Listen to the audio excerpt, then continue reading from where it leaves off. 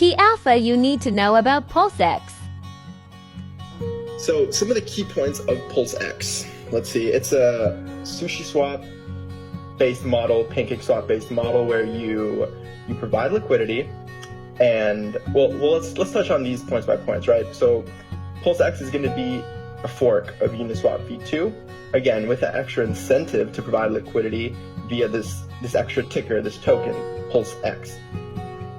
And these coins, Sushi, Cake, have been successful in terms of ROI. They've done like 100, 200x in a matter of just a few months. And knowing Richard and his team, I'd assume there'd be some cool. He likes to make things better than their precedents, right? So a bunch of things. There's a ton to talk about here. I don't want to confuse too many people, but there's going to be an AMM fixer bot. What does that mean? AMM is just an automated market maker like a Uniswap, right? Or a Sushi Swap.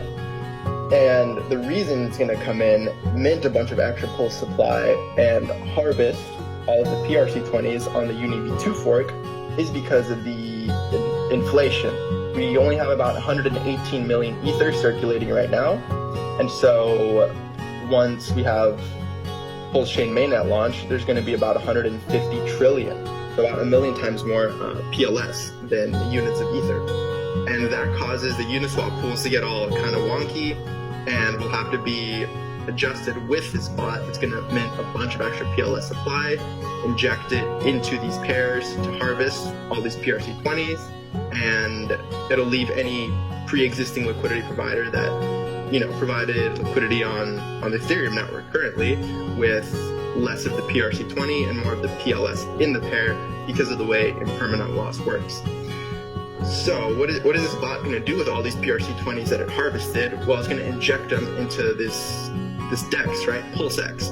And what's cool about that is that any existing liquidity provider that, say, wanted to rug or pull their liquidity on the Pulse Chain network won't be able to, because they're mainly going to have PLS and less PRC20.